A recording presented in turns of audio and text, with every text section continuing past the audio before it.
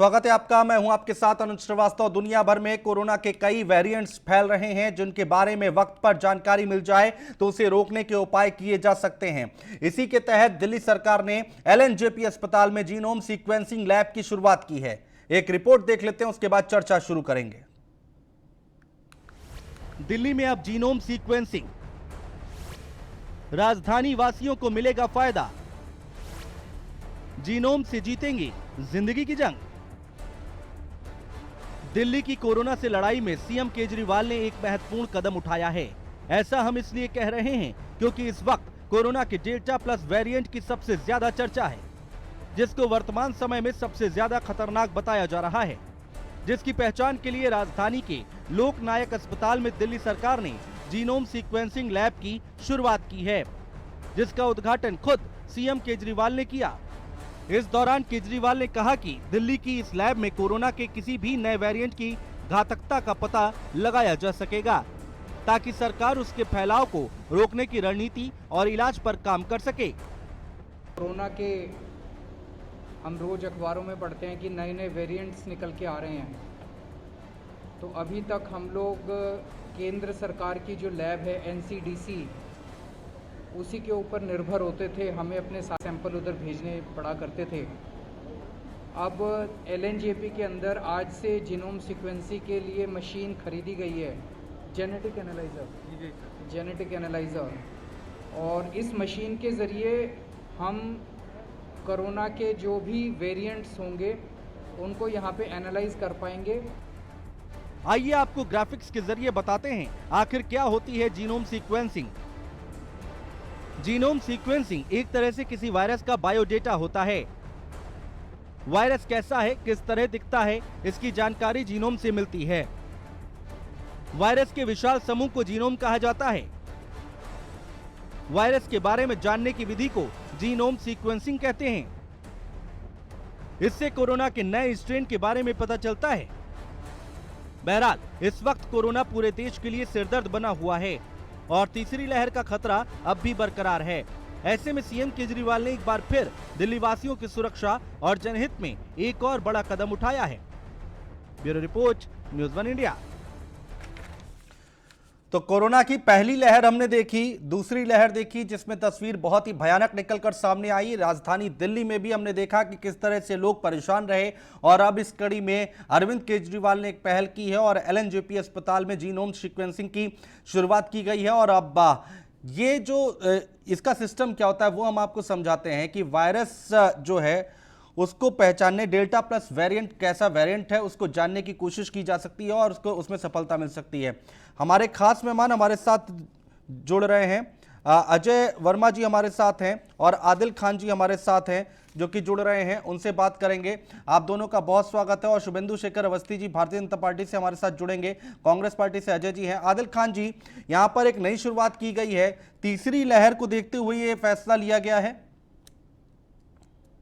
देखिए, सबसे पहले अनुज भाई, मैं दिल्ली वासी होने के नाते दिल्ली के माननीय मुख्यमंत्री अरविंद केजरीवाल जी का, दिल्ली के डॉक्टरों का, दिल्ली के वैज्ञानिकों का और पूरी दिल्ली सरकार का धन्यवाद करना चाहूंगा कि आज जिस तरीके से दिल्ली के अंदर जीनोम सीक्वेंसिंग लैब के 2 लैब का उद्घाटन हुआ है दिल्ली के अंदर, मुझे लगता है कि ये ऐतिहासिक फैसला। देखिए, अभी तक दिल्ली, हम सब सारे लोग ये देखते हैं, सुनते हैं टीवी के माध्यम से, न्यूज़पेपर के माध्यम से कि कोरोना का तीसरा लहर जो है वो काफी घातक है। अभी तक इसकी जांच जो होती थी वो केंद्र सरकार के पास, एक एनसीडीसी के पास हम लोग भेजते थे चेक करने के लिए जी। पर आज के बाद दिल्ली सरकार ने तैयारी कर ली है कि अगर हमारे लैब तैयार हैं, हम अपने लैब में जांच करके ये पता कर सकते हैं कि ये जो कोरोना का नया वेरिएंट है किस तरीके से अपना प्रारूप बदल रहा है, कितना घातक है, कितना घातक हो सकता है। और इसके बाद इसकी जांच का पता लगाने के बाद दिल्ली सरकार अपनी रणनीति बना सकती है, डॉक्टरों की टीम अपनी रणनीति बना सकती है और उस पर उसको काबू कर सकती है। तो निश्चित तौर पर एक ऐतिहासिक कदम है जिसके लिए पूरी दिल्ली सरकार को, दिल्ली के मुख्यमंत्री अरविंद केजरीवाल, पूरे डॉक्टरों की टीम, वैज्ञानिकों की टीम को बधाई के पात्र हैं ये सारे लोग। निश्चित तौर पर ईश्वर ना करे कि कोरोना की तीसरी लहर दिल्ली या देश के किसी हिस्से में दस्तक दे, पर यदि अगर ऐसा होता है तो दिल्ली सरकार पूरी तरीके से अपनी तैयारी में जुटी हुई है और ये दोनों लैब जिस तरीके से जीनोम सीक्वेंसिंग का उद्घाटन करके जीनोम सीक्वेंसिंग लैब को खोल के दिल्ली सरकार ने यह दिखा दिया है कि दिल्ली सरकार पूरी तरीके से तैयार है तीसरी लहर है उससे लड़ने के लिए। दूसरी चीज मैं एक चीज आपके चैनल के माध्यम से दर्शकों को कहना चाहूंगा जी कि अभी तक के ये इस तरीके का जो लैब है वो दिल्ली के अंदर दूसरा या तीसरा लैब है। पूरे देश में दो या तीन लैब इस तरीके से हैं, तो अपने आप में एक एग्जांपल सेट करती है केजरीवाल सरकार कि हम कितना सतर्क हैं अपने लोगों को लेकर। लेकिन आदिल खान जी, यहाँ पर सवाल एक और उठता है कि भाई बाकी चीजों पर भी हमें ध्यान देने की जरूरत है। ठीक है, मैं इसकी तारीफ कर रहा हूँ, अच्छी पहल है, यहाँ पर केजरीवाल ने अच्छी पहल की है, लेकिन उसके साथ ही साथ हमें बहुत सारी चीज़ें देखनी है। मेडिकल स्टाफ को देखना है, जो हमने सेकंड लहर में हमने झेला है वो दोबारा ना झेलना पड़े। ऑक्सीजन हो गई, दवाइयाँ हो गई, बहुत सारी चीज़ें हैं। कालाबाजारी को रोकना पड़ेगा। अगर इस तरह का पेंडेमिक हमें दोबारा देखने को मिले, वैसे तो हम ये बार बार कह रहे हैं कि ना देखने को मिले, लेकिन अगर देखने को मिलता है तो इन सब पर भी ध्यान देने की जरूरत है। निश्चित तौर पर अनुज भाई, निश्चित तौर पर दिल्ली सरकार पूरी तरीके से इन सारी चीजों पर ध्यान रखे हुए। हम लगातार हमने ऑक्सीजन स्टोरेज का सिस्टम बनाया हुआ है, हमने कई जगहों पर ऑक्सीजन प्लांट लगाए हुए हैं, हमने डॉक्टरों की टीम बनाई है जो बच्चों के अंदर अगर ये वेरिएंट आता है तो उससे कैसे लड़ा जाए, बच्चों को मास्क कैसे दिया जाए, बच्चों के अंदर जो हमारा आईसीयू है उसको कैसे उपलब्ध कराया जाए, हॉस्पिटल में बेड्स बनाने की बात चल रही है और उस पर काम हो रहा है। हम लोग पूरी तरीके से इस नए वेरिएंट से लड़ने की तैयारी में निरंतर लगे हुए हैं। शुभेंदु शेखर अवस्थी जी हैं, शुभेंदु शेखर अवस्थी जी, दिल्ली सरकार पूरी तरह से तैयार है और यहाँ पर तो अब जीनोम सीक्वेंसिंग की भी शुरुआत हो गई है, 2 लैब बना दी गई हैं, तो ये तो अच्छी बात है, अच्छी खबर है।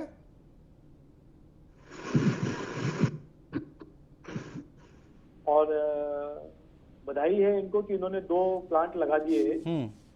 दूसरा चीज जो मैं कहना चाहता हूं कि इन्होंने ऑक्सीजन प्लांट के लिए बात कही है, जो इन्होंने फ्रांस से और दुनिया भर से छोटे छोटे प्लांट मंगाए थे। 46 प्लांट मंगाए थे, जिसमें से 36 अभी खुले नहीं है। जो ये कह रहे हैं कि हमने ऑक्सीजन प्लांट लगा दिए, इनको जाके चेक करना चाहिए कि 36 प्लांट आज आए हुए, जिसको इन्होंने कहा था कि हम 7 दिन में लगा देंगे, उसमें से 36 प्लांट, मैं अपने शब्दों को दोबारा रिपीट कर रहा हूँ, 36 आउट ऑफ 46 प्लांट खुले ही नहीं, क्योंकि उसमें कोई भी लगाने वाले वहां से यहाँ पे आए नहीं अभी तक। उस बाहर से जो लोग इसको इंस्टॉल करने आने वाले थे नहीं आए। कल को ये ना कहें कि केंद्र सरकार की जिस तरीके से उस समय कहा था ऑक्सीजन की रिक्वायरमेंट पे कि प्लांट तो दे दिए, जो लगाने वाला कॉन्ट्रैक्टर था वो नहीं है, अब आगे ये बात नहीं मानेंगे। यदि केंद्र से कोई कॉन्ट्रैक्टर नहीं मिल रहा है तो आप उसका अरेंजमेंट करें या राइटिंग में दें कि हमारा आदमी काम नहीं हो पा रहा, हमको ये दिया जाए। क्योंकि बहुत छोटी छोटी चीजें हैं, जब अच्छा होगा तो आपके ऊपर होगा, आपने किया बहुत अच्छी बात है, पर जब खराब होगा तो आप केंद्र पे डाल दोगे। ऑक्सीजन नहीं मिलेगी तो केंद्र जिम्मेदार है, पानी नहीं मिलेगा तो हरियाणा जिम्मेदार है, पॉल्यूशन आएगा तो पंजाब से जो फसल चल रही है उसके कारण पॉल्यूशन हो रहा है। तो दिल्ली की भी कुछ जिम्मेदारियां हैं, उसको निभाइए। ठीक है, आज का जो प्लांट लगाया है उसके लिए आपको बधाई है। अजय वर्मा जी, अब अपना पॉइंट रखिए सर इस पूरे मुद्दे को लेकर। जी, ईश्वर ना करे तीसरी लहर आए, लेकिन गृह चाल ये बताती है कि लहर आएगी। जो हालात देश के इस वक्त चारों तरफ आप देख रहे होंगे, जहां भी पिकनिक पॉइंट्स हैं, चाहे वो शिमला हो, मनाली हो, कुल्लू हो, नैनीताल हो, जो हालात वहां भीड़ के हैं, लोग अभी समझ नहीं रहे।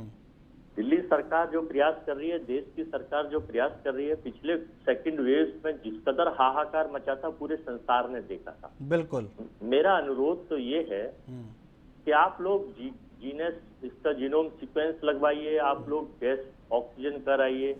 चाहे वो दिल्ली की वोट 7 एमपी बीजेपी के हैं, बांटने का काम आप बीजेपी के लोग क्यों करते हैं? अरे भाई, सबके वोटर समान हैं, नागरिक सबके लिए एक है, चाहे वो आप पार्टी हो, कांग्रेस पार्टी हो या बीजेपी पार्टी हो। अलग बात है कि हम सत्ता में नहीं, आप सत्ता में, कल कोई और सत्ता में होगा, वोटर तो वही है ना। बिल्कुल, किसी ने एमएलए की वोट दी, उस आपने 7 एमपी जीत गए, तो जान तो सबके लिए समान है। अब हमारा दायित्व ये है, हमारा दायित्व ये है, ये तो जो आधुनिक स्वास्थ्य की व्यवस्था है हाँ। देखिए, मैं देश की सरकार ने, देश के दोनों मंत्री, स्वास्थ्य के मंत्री और स्वास्थ्य के राज्य मंत्री जी क्योंकि हालात बहुत खराब थे, ऑक्सीजन की आपने देखी थी, मुर्दघाटों में लाइन देखी थी, शमशान में लाइन देखी थी आपने, बिल्कुल।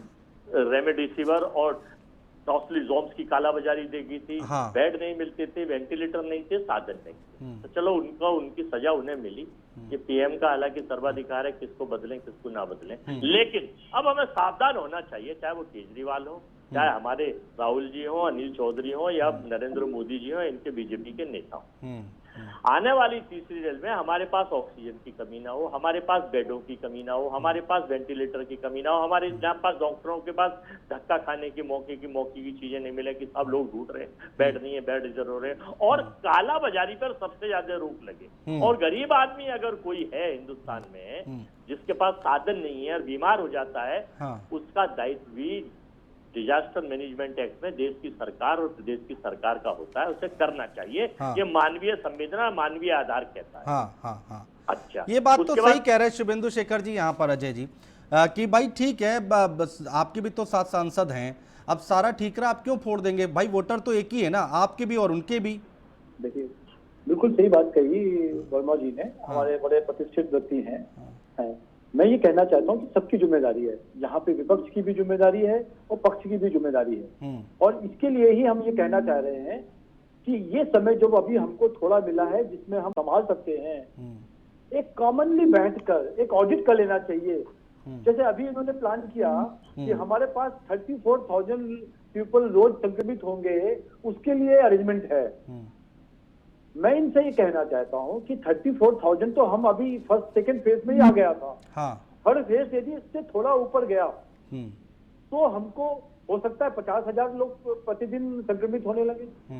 और इनके ही हिसाब से मान लें, जैसे 920 टन इन्होंने बताया था 34,000 के फिगर के हिसाब से, यदि 50,000 या 60,000 है तो 2,000 टन हमको मैट्रिक टन कैपेसिटी का हमको ऑक्सीजन चाहिए। वो अभी भी इनका कुल 600 650 मैट्रिक टन यदि सब लग जाए तो भी नहीं होता है, पहला चीज। दूसरा चीज, इसको स्टोर करने की कैपेसिटी आज भी इनके पास 550 मैट्रिक टन की है। फिर क्रायोजेनिक सिलेंडर्स की भी अरेंजमेंट करना चाहिए, जो क्रायोजेनिक सिलेंडर्स इनके पास नहीं थे, जिसके कारण सबसे बड़ी दिक्कत हुई। मेरा ये कहना है कि इस समय पर जब पीक नहीं है और अपने लो पर है तो हमें पूरी तैयारी करनी चाहिए। हाँ, आदिल खान जी, अब एक एक करके आप जवाब दीजिए सर। जो शुभेंदु शेखर जी सवाल उठा रहे हैं, दोनों बार उन्होंने कई बड़े आरोप लगाए। देखिए अनुज भाई, मैं फिर कह रहा हूं कि दिल्ली सरकार पूरी तरीके से, चाहे वो ऑक्सीजन हो, चाहे वो बेड्स हो, चाहे वो आईसीयू हो, चाहे वो दवाई हो, चाहे वो डॉक्टर हो, चाहे वो नर्सिंग स्टाफ हो, उनकी तैयारी में जुटा हुआ है। पर मैं बार बार, हमारे मुख्यमंत्री जी भी यही कहते हैं और हम सारे लोग कहते हैं, जो अभी अजय भाई भी ये बात कह रहे थे कि देखिए ये पेंडेमिक है, ये पूरे मानव के ऊपर एक पूरी तरीके से महामारी है। और इसमें मैं बार बार कहता हूं कि चूंकि दिल्ली एक केंद्र शासित प्रदेश है, तो इसमें केंद्र सरकार को अपनी जिम्मेदारी से भागना नहीं चाहिए, आपको राजधर्म निभाना चाहिए। और मैं यहाँ पर कोई राजनीतिक बात करने नहीं बैठा हूँ, पर चूंकि अभी हमारे बड़े भाई ने ये बात कही तो मुझे कहना पड़ रहा है कि आपको अपने स्वास्थ्य मंत्रियों को हटाने से आपका पाप नहीं धुल जाएगा। सशक्ति दिल्ली आपसे हमेशा जवाब मांगेगी। सशक्ति दिल्ली पूछेगी कि आपने दिल्ली को ऑक्सीजन क्यों नहीं दिया। जो लोग इस कोरोना महामारी के दूसरे लहर में जिन लोगों ने अपनी जान गंवाई है, वो पूछेंगे कि आपने दिल्ली के साथ सौतेला व्यवहार क्यों किया। उनके परिवार के लोग पूछेंगे आपसे कि आपके 7 मेंबर ऑफ पार्लियामेंट कहाँ गए थे। वो लोग पूछेंगे कि जब दिल्ली के अंदर त्राहिमाम स्थिति बनी हुई थी तो आपके लोग पश्चिम बंगाल के चुनाव प्रचार में क्यों जुटे थे। वो लोग पूछेंगे आपसे कि जब यहाँ पर वैक्सीन की कमी थी तो आपने अपने इमेज मैनेजमेंट के लिए वैक्सीन बाहरी देशों को क्यों भेज दिया। अनुज भाई, सवाल तो उठेगा, जब राजनीति की बात होगी तो सवाल बहुत सारे उठेंगे, पर मैं सिर्फ ये कहना चाह रहा हूँ कि ये दिल्ली वालों और देश वालों की जिंदगी का सवाल है। आइए राजनीति छोड़िए और हम सारे लोग मिलकर, हम सारी पार्टियां मिलकर, हम सारी अच्छी बात है, दिल्ली और देश के लोगों की जान बचाने के बारे में अच्छी बात है, सारी पार्टियां मिलकर। ठीक है शुभेंदु शेखर जी, आपने तो 2 ही सवाल उठाए थे, तो यहाँ तो झड़ी लगा दी। बस आदिल यही जी ने। बताना चाह रहा हूँ। हाँ। इन्होंने सबसे पहले राजनीतिक बात कर ली, उसके बाद कहा कि मिलकर काम करें। जब दिल्ली को 285 मैट्रिक टन की रिक्वायरमेंट थी, तब 900 मैट्रिक टन मांग रहे थे। दिल्ली वाले जितना कोरोना से नहीं मरे, उससे अरविंद केजरीवाल के टिकटॉक के पैनिक से मर गए। दूसरी चीज, जब दिल्ली के अंदर एक एक लोग घर घर के अंदर छुपा बैठे थे, तब यही बैठ के अपने घर में 20 करोड़ का स्विमिंग पूल बनवा रहे थे। वो मजाक होगा? दिल्ली वाले याद करेंगे इनको। जहां तक ऑक्सीजन लगाने की सेंटर की बात है, सभी मिनिस्टर्स ने, सभी जितने भी हमारे मिनिस्टर्स जो यहाँ के मेंबर ऑफ पार्लियामेंट हैं, उन्होंने अपने अपने एरिया के हॉस्पिटल्स के अंदर ऑक्सीजन प्लांट लगाए। और बात कर रहे हैं ये किस बात की? जो बेस्ट हो सकता था दिल्ली के लिए, जब सुप्रीम कोर्ट ने भी ये बात कही कि आप अभी तो इनको ऑक्सीजन दीजिए, कैलकुलेशन ऑडिट बाद में करवा लीजिएगा, ऑक्सीजन भी दीजिए। पर जिस दिन सुप्रीम कोर्ट में ऑडिट की बात आई, तो यही केजरीवाल जो अपना ऑक्सीजन का ठीकरा इनके ऊपर फोड़ना चाहते थे। हाँ। 1153 आप कहते हैं शुभेंदु शेखर जी की ऑक्सीजन पहुंचा दी गई, आदिल खान कहते हैं कि सब हमें ऑक्सीजन दी नहीं गई केंद्र की तरफ से। ये तो रिकॉर्ड में है। तो जिस दिन पहली बार ऑडिट की बात करी गई, आप ये सोचिए। अनुज जी, हाँ अजय जी बोलिए। हाँ आ रहा हूँ शुभेंदु जी। जिस दिन पहली बार ऑडिट की रिपोर्ट आई, 91,000 लोग बंबई में भी थे, 285 मैट्रिक टन लगती थी, और आज दिल्ली में भी 91,000 में। आ रहा हूँ अजय जी, आ रहा हूँ। ठीक है, बोलिए अजय वर्मा जी, बोलिए, कुछ कहना चाह रहे हैं। देखिए, आप चित्रांश परिवार से हैं और चित्रांश परिवार देश की बुद्धिजीवी कौम मानी जाती है, आपको सब नॉलेज है, कोई डाउट नहीं है। आप एक चीज मैं आपके थ्रू इनसे पूछना चाहता हूँ, 9,300 कुछ मैट्रिक टन गैस ऑक्सीजन जब हिंदुस्तान से बाहर किस लिए कर दी? क्या व्यापार कर रही थी देश की सरकार जब आपके हालात पता थे? हमारे सारे वो कोविड के इंजेक्शन सारे आपने बाहर भेज दिए बच्चों के। आप कह रहे हैं कि साहब 20 करोड़ का, मैं इसके पक्ष में नहीं हूं कि आप 20 करोड़ का स्विमिंग पूल बनना, ये भी गलत है, लेकिन 25,000 करोड़ का जिले इलाई का महल बन रहा है और पत्रकारों को फोटो खींचना मना कर दिया, रिपोर्टिंग करना मना कर दी। सेंट्रल विस्टा प्रोजेक्ट, गैस के सिलेंडर से मर रहे थे लोग, वो पैसा अगर ऑक्सीजन के लिए, वेंटिलेटर्स के लिए देंगे, इसका जवाब शुभेंदु जी देंगे, वो उंगली उठा रहे हैं। के लिए आता तो वो सेंट्रल विस्टा ज्यादा जरूरी है या ये ज्यादा जरूरी है? लेकिन जिले लाई तो अपने चेहरे को चमकाने में, बस इतिहास में अपना नाम दर्ज कराना चाहते हैं। चूंकि जवाब पूरा कर रहा हूँ अनुज जी, 2 मिनट उसके बाद ये बताएंगे। मेरा अनुरोध ये है, शुभेंदु जी बीजेपी का अच्छा पक्ष रखते हैं, लेकिन बीजेपी की जो नेगेटिविटी है उसको दूर करने के लिए सरकार के पास ये मुद्दे उठा के भेजें और कहें कि सबकी व्यवस्था पहले से करके रखें। अदरवाइज मौके पे फिर आप कहेंगे अभी कोई व्यवस्था नहीं है, नहीं इनसे आंकड़े पूछ लिए कि तीसरी लहर के लिए इन्होंने क्या क्या किया है। अभी कुछ नहीं किया है, अभी केवल ये लोग मंत्रिमंडल विस्तार और 7 स्टेटों के चुनाव और उत्तर प्रदेश के आज के जो पंचायत के चुनाव के बाद जो वो ब्लॉक प्रमुख वाले चुनाव है, केवल उस टारगेट पे लगे हुए हैं। ये देश की ना महंगाई, पेट्रोल डीजल देखो कहाँ पहुंच गया है। ठीक है, जवाब दीजिए। तेल सिलेंडर, सरसों का तेल। शुभेंदु शेखर जी जवाब दीजिए, सबको समय देना है। अजय वर्मा जी, सबको समय देना है, देखिए सबकी बात आ जाए ना अच्छे तरीके से, वरना समय पूरा हो जाएगा। हाँ बोलिए। अजय जी की समस्या को मैं समझ सकता हूँ, पूरे हर राज्यों में उनके बंटवारे चल रहे हैं। यूपी का चुनाव हुआ, एक भी सीटें नहीं आई, एक भी नहीं आई, जहाँ पे सालों साल तक काम किया वेस्ट बंगाल के बाद। मैं उनकी बात को समझ सकता हूँ। जहां तक कि सुप्रीम कोर्ट में भी ये मैटर आया कि ये बनना चाहिए नया संसद की नहीं बनना, सुप्रीम कोर्ट ने भी उसकी परमिशन दी। जब सुप्रीम कोर्ट ने परमिशन दी है, ये एक राष्ट्रीय स्मारक बन रहा है, उसमें इनको ऑब्जेक्शन हो रहा है। सुप्रीम कोर्ट ने तो कोरोना में फटकार भी लगाई थी, उसको आप क्यों नहीं कहते? बिल्कुल नहीं लगाई, बिल्कुल नहीं लगाई। वहाँ केजरीवाल जी अपने पर्सनल घर में, जो सीएम हाउस नहीं है, वहाँ पे 20 करोड़ का स्विमिंग पूल बनवा रहे हैं, वहाँ पे आप। लेकिन शुभेंदु शेखर जी देखिए, बात नहीं ना, इन सब बातों का कोई मतलब नहीं है अभी फिलहाल, क्योंकि तीसरी लहर, हम तीसरी लहर दो बड़ी शर्ट पहन के दिखाने आता है कि हम आम आदमी है, और 20 करोड़ की ये अपना स्विमिंग पूल बना सकता है। तो झूठ बोलने के लिए हाथी के दांत दिखाने के अलग और खाने के अलग है। हाँ ठीक है, लेकिन जो बात अजय वर्मा जी क्या कह रहे थे कि भाई केंद्र सरकार ने क्या तैयारी कर रहे हैं, भाई चुनाव हो रहे हैं, मंत्रिमंडल विस्तार हो रहा है, लेकिन कोरोना को लेकर क्या तैयारी है? मैं वही बता रहा हूं। भाई ठीक है, दिल्ली सरकार की अपनी जिम्मेदारी है, आपकी भी तो है। मैं एक पॉइंट ले लूं आदिल खान जी का, फिर आप जवाब दे लीजिएगा। आदिल खान जी बोलिए। देखिए अनुज भाई, हमारे बड़े भाई शुभेंदु जी के पास कुछ कहने के लिए है नहीं। झूठे आरोप लगा देने से, बार बार आरोप लगा देने से आरोप सच नहीं हो जाएगा। दूसरी चीज मैं कहूंगा कि आपको अगर गाली देने से किसी एक व्यक्ति विशेष को, जो जनता में सबसे सौंपी है, जो दिल्ली की जनता जिससे प्रेम करती है, आपको उसको गाली देने से अगर देश के संकट हल हो जाए तो आप लगाइए मंच, हम लोग भी बैठ के गाली देने के लिए तैयार हैं। अफसोस ये है कि भारतीय जनता पार्टी की पूरी टीम, इनके सारे प्रवक्ता, इनके सारे मंत्री और आदरणीय प्रधानमंत्री जी भी सिर्फ और सिर्फ अपने इमेज मैनेजमेंट और चुनाव मैनेजमेंट में व्यस्त हैं। इनको देश की जनता से कोई प्रेम नहीं है और दिल्ली के साथ हमेशा सौतेला व्यवहार करते ही रहे। मुझे समझ नहीं आता है कि दिल्ली की जनता के साथ इनकी कौन सी दुश्मनी है।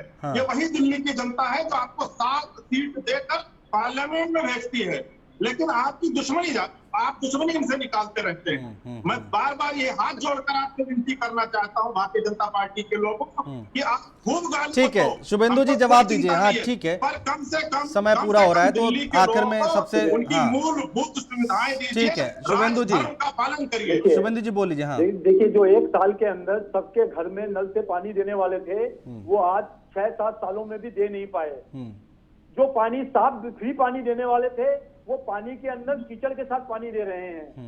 मैं ये कहना चाह रहा हूँ कि यहाँ पे किसी को बताने की जरूरत नहीं है कि किस तरीके से आप जीत रहे हैं। मैं बार बार ये कहना चाहता हूँ कि जब यहाँ पे बात हो रही है तो मैं ये आपको बता दूं कि कोरोना के ऊपर क्या क्या काम करने चाहिए।